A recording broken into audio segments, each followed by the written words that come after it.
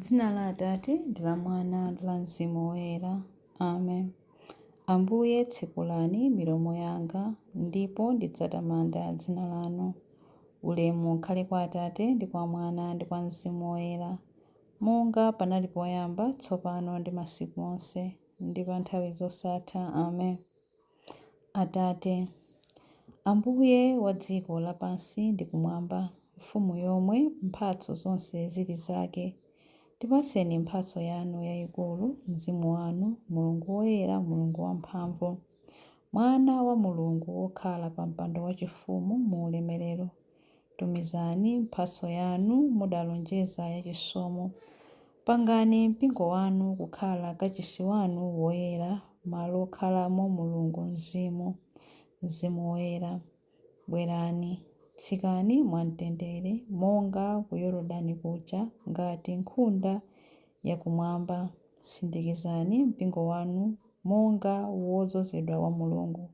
Yatsani moto wachikondi m'mitima mwathu. Mukhale pakati pathu Mulungu Atate, mukhale pakati pathu Mulungu Mwana, mukhale pakati pathu Mulungu Mzimu Woyera.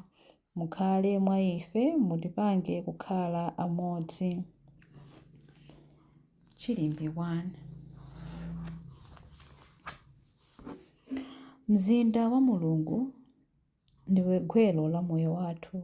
Kudzera mu nyimbo ndi kuvina tidzakondwera mwa iwe. Aleluya. Mzinda umene Chauta adamanga maziko ake uli pa phiri loyera. Chauta amakonda mzinda wa Ziyoni, amaukonda kupambana kwina kulikonse. Kumene zidzukulu za Yakobo zimakhala, iwe mzinda wa Mulungu, anthu amakamba zambiri zotamanda iwe. Amati, pakati pa amene amandidziwa ndikutchula Rahabu ndi Babuloni. Amati, pakati pa amene amandidziwa ndikutchula Rahabu ndi Babuloni. Ponena za dziko la Filisitiya, Tiro ndi Etiyopiya, anthu amati uja adabadwira kumeneko. Koma ponena za Ziyoni adzati onse adabadwira kumeneko, chifukwa wopambana zonse mwini wake ndiye amene adzawulimbitsa mzindawo.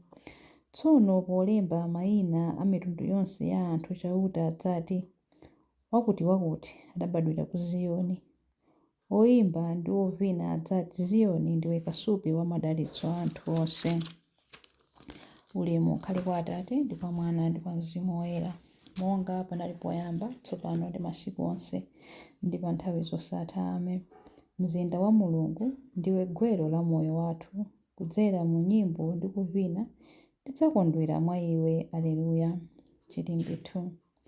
Monga m'busa wabwino adzasonkhanitsa nkhosa m'manja mwake ndi kuzinyamula zonse pafupi ndi pachifuwa pake. Aleluya. Ambuye Chauta akubwera kudzaweruza mwamphamvu, ndipo akulamulira ndi dzanja lake. Akubwera ndi malipiro ake, watsogoza mphotho yake. Adzasamala nkhosa zake ngati m'busa. Adzasonkhanitsa ana ankhosa ndi kuwakumbatira, ndipo adzatsogolera bwinobwino nkhosa zoyamwisa. Mulungu wamphamvu zonse wa Israeli, kodi ndani adayesa kuchuluka kwa madzi a m'nyanja ndi chikhatho chake, kapena kuyesa kutalika kwa mlengalenga ndi dzanja lake? Ndani adayesa dothi lonse la dziko lapansi ndi dengu? Ndani adayesa kulemera kwa mapiri ndi magomo pa sikelo? Ndani adalamulirapo maganizo a Chauta? Ndani adaphunzitsapo kanthu ngati mlangizi wake? Kodi Chauta adapemphapo nzeru kwa yani kuti adziwe zinthu? Ndani adamuphunzitsa kuweruza molungama? Ndani adamuphunzitsa kudziwa zinthu? Ndani adamulangiza njira yakumvetsa zinthu? Mitundu ya anthu ili ngati kadontho kamadzi mu mtsuko, ilinso ngati fumbi chabe pa sikelo. M'manja mwa Chauta zilumba zopepuka ngati fumbi.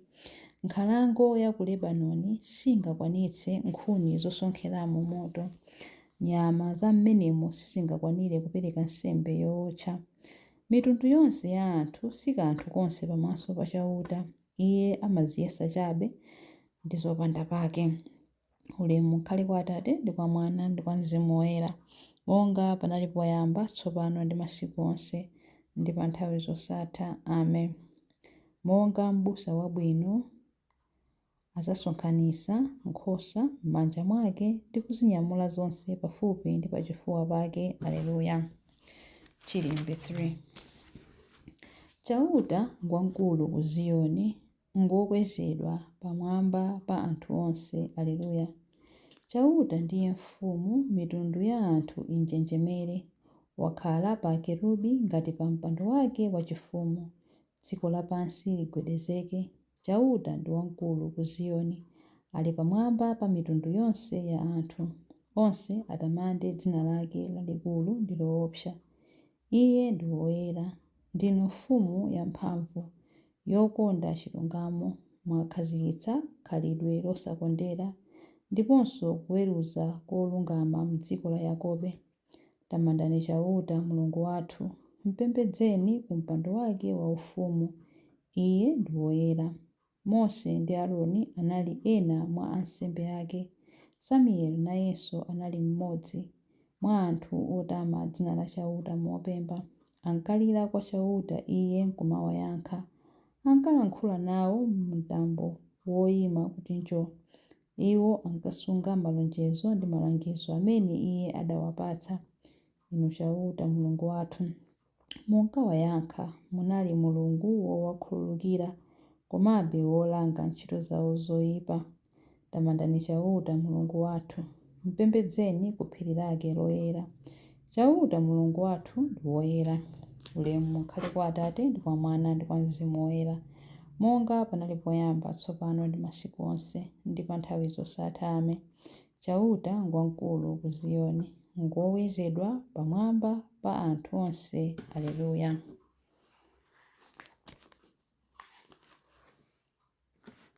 Mawu a Mulungu. Mawu akuchokera mu buku la Aroma 8:10 mpaka 11. Khristu akakhala mwa inu, ngakhale thupi lanu lidzafadi chifukwa cha tchimo, komabe mzimu wanu udzakhala ndi moyo, popeza kuti Mulungu wakuonani kuti ndinu wolungama pamaso pake. Ndipo Mzimu wa Mulungu amene adaukitsa Yesu kwa akufa akamakhala mwa inu, pamenepo mwa Mzimu wake yemweyo Mulungu adzapasanso moyo matupi anu otha kufawa. Mawu a Ambuye. Tithokoze Mulungu. Chiyankho: Ambuye auka m'manda. Aleluya, aleluya. Ambuye auka m'manda. Aleluya, aleluya. Adapachikidwa pa mtanda chifukwa cha ife. Aleluya, aleluya. Ulemu ukhale kwa Atate ndi kwa Mwana ndi kwa Mzimu Woyera. Ambuye auka m'manda. Aleluya, aleluya. Chilimbe cha nyimbo ya Zakariya. Pitani ku dziko lapansi ndipo kaphunzitseni mafuko onse, abatizeni m'dzina la Atate ndi la Mwana ndi la Mzimu Woyera. Aleluya. Adalitsike Ambuye Mulungu wa Israeli, wadzayendera anthu ake ndi kuwawombola. Watiukitsira ife mpulumutsi wamphamvu, m'nyumba ya Davide mtumiki wake, monga adalonjezera ndi milomo ya anthu oyera, iwo amene adali aneneri pa nthawi yakale. Mpulumutsi amene adzatimasula ife kwa adani athu, ku manja onse amene amadana nafe. Choncho chikondi chake pa makolo athu chakwaniritsidwa, ndiponso pangano chake choyera chakumbukiridwa.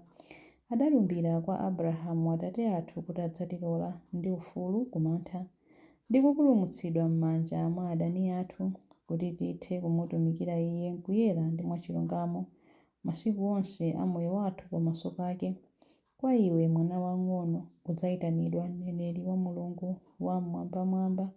Udzapita m'tsogolo mwa Ambuye kuti ukakonze njira zake iye asanabwere, kuti akadziwitse anthu ake za chipulumutso chawo, kudzera m'chikhululukiro cha machimo awo onse.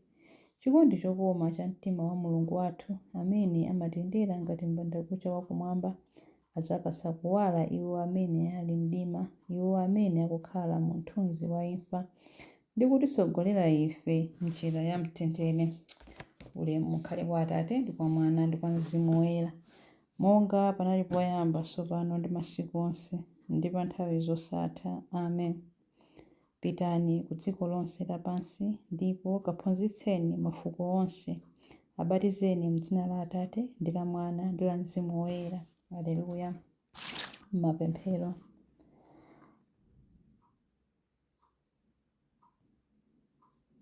Wodala Ambuye, kudzera mwa Iye tonse tili ndi njira ya kwa Atate mwa Mzimu Woyera. Tiyeni tipemphere. Khristu mutimvere.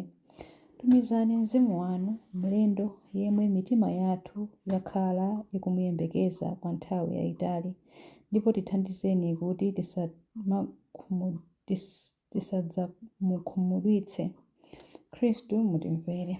Mudauka kwa akufa ndipo mwakhala kudzanja lamanja la Mulungu. Muzitipempherera nthawi zonse kwa Atate. Khristu mutimvere. Kudzera mwa Mulungu wanu mutipathanitse ndi inu, potero mayesero kapena mazunzo kapenanso zoopsa zisatilekanitse ndi chikondi chanu. Khristu mutimvere. Tiloleni tithe kulandirana wina ndi mnzake monga momwe inu mwatilandirira mu ulemerero wa Mulungu. Khristu mutimvere.